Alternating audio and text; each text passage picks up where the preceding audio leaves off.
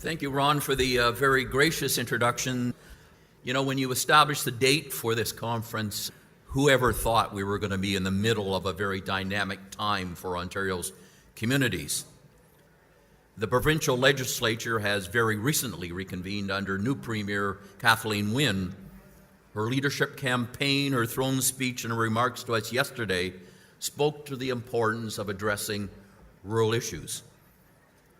We are hearing one message loud and clear.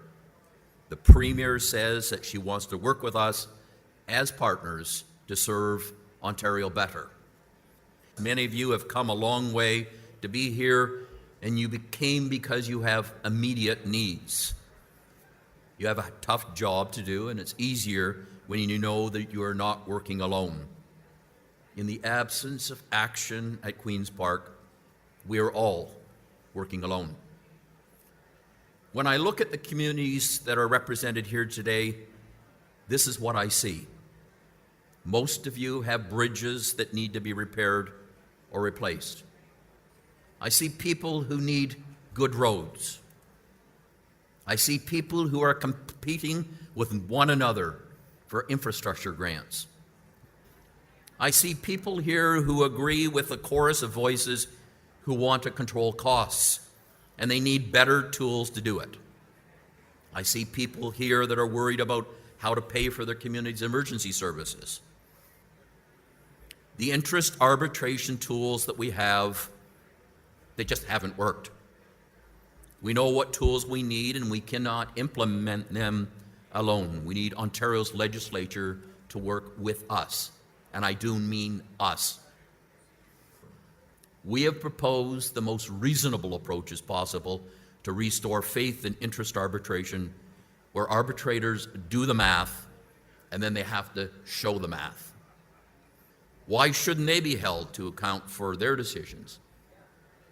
On the interest arbitration file, that's what we are looking for, and we will gauge the parties and the legislature by their commitment to this.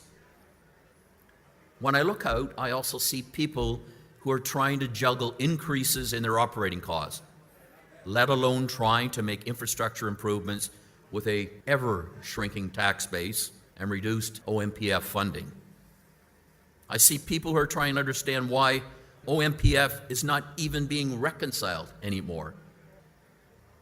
The province and all of its parties need to understand that its finances will never truly be balanced until it lives up to its responsibility of paying its own bills.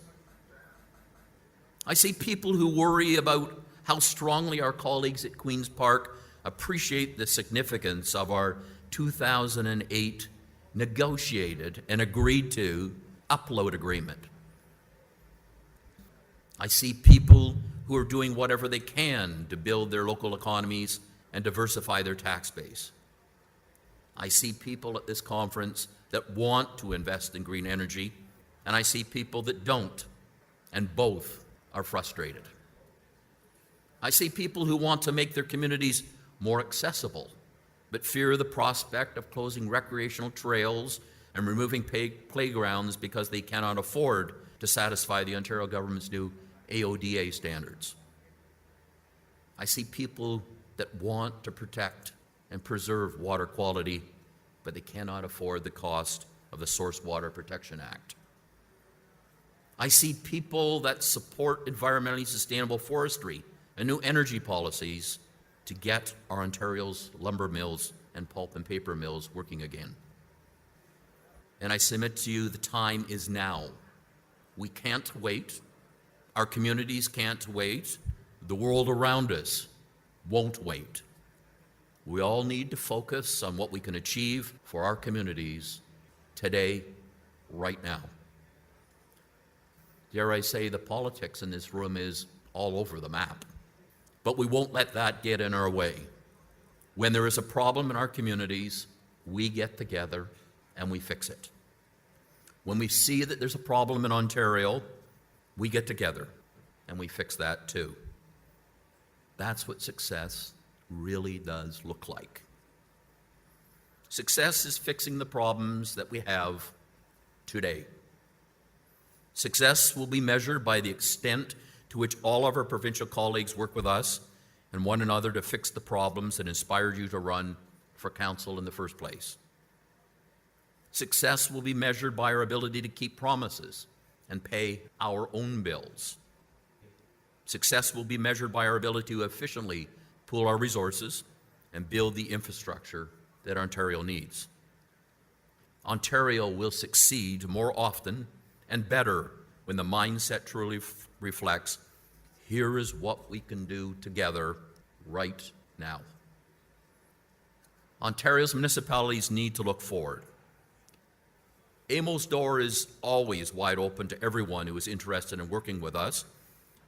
The AMO board does this in all of its policy work. You've already seen this in our infrastructure position that we just unveiled within the last 2 weeks, an evidence-based position that demonstrates need across the province. We've done the inventory, we've done the math, and we're short $60 billion. Municipal governments across the province are diverse, but we cannot let our difference divide us. We all do need to work harder. And when the time comes to act with strength, we need to ensure that AMO is providing one strong and unified voice. From AMO's perspective, we appreciate the hard work that you're doing at home in your communities. AMO works for you. That's our role. However, we are only as strong as our members make us. Please take an interest in our work and help us to advance good, balanced public policy. You can also help us by staying top of the latest developments and read our weekly watch file. It gives you highlights of what is going on that week, provincially and federally, and what new programs and training we have to support you in your decision-making role. If you don't get the AMO watch file every Thursday morning, it's simple. You just sign up for it. It's free.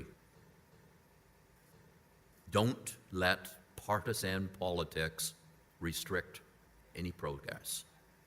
Make sure your local MPPs and even your federal members of Parliament know that Ontario's municipalities will work with them.